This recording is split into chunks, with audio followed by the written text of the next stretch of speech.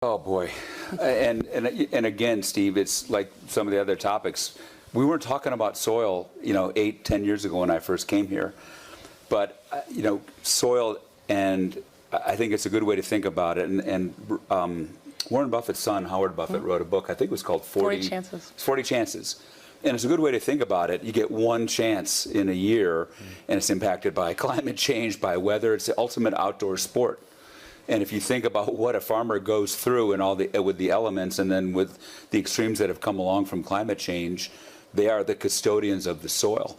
But if you think about regenerative ag or soil as a carbon sink, it's a resource. I heard someone call it today, said think of it as an asset, whether it's money or like your farm equipment. Your soil is an asset which can sequester carbon and produce food, and we have to be more conscious about how do we protect it, how do we use it as an asset, think of it just like we think of a financial asset. Yeah, I've put a lot of pressure on you by what I said earlier on as well. So what is Cargill doing to improve the soil?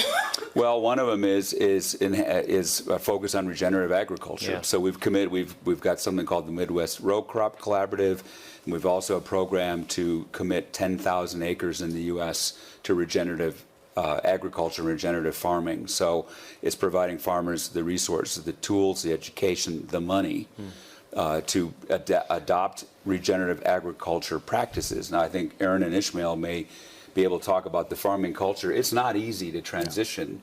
Yeah. Not easy in many ways. Not easy technologically. I mean, you've got to rotate crops, and you've got to change crops and everything with no-till, low-till. But it's also, there's a cultural aspect to it.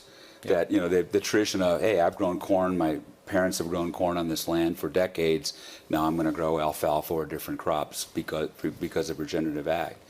I also heard somebody say that, speaking of regenerative ag, we should pay a premium for regenerative agricultural practices to reward farmers for good behavior. And I thought, I don't think we should think about it that way. We should be thinking about rewarding consumers with choices in their food as to how it was produced and if it was produced sustainably. This isn't about putting the stick out against the farmer. It's about making consumers aware that there's different forms of farming that are responsible, ecologically responsible, that can enhance the value of the soil, and you should have the choice to be able to consume your food or make your purchasing decisions with that knowledge. Yeah. And we're in early days. I just want to comment on what David was referring to as asset. That is absolutely the term to be used. Yeah. Some people call it natural capital, but it is really an asset.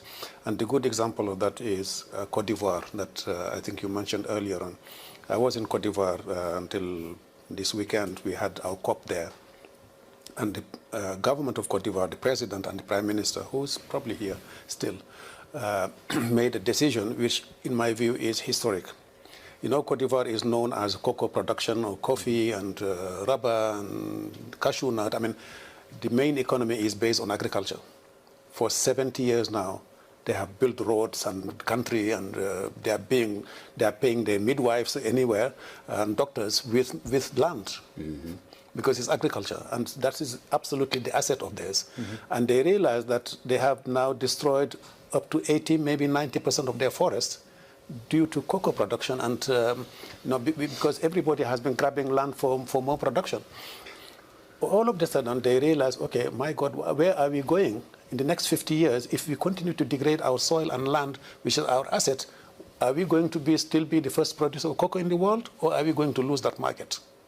So what they have done now is to develop a program they call the Legacy Program of Cote d'Ivoire, thinking ahead the next 50 years, how can we produce more with less land loss and with more sustainable production of this, because there is no other choice. I mean, they cannot go to the neighboring country. They will have to stop at the border at some point in time if they continue to degrade their forests.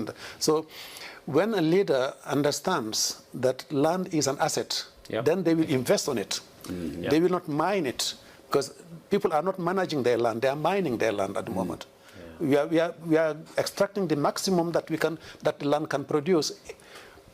short-term view rather than a long-term perspective. And I would urge the business to really see this as an asset and invest, because they are very good at forward-looking and investing on long-term. But for now, they have been mining. Mm-hmm. I would urge them to manage and to really think about long-term.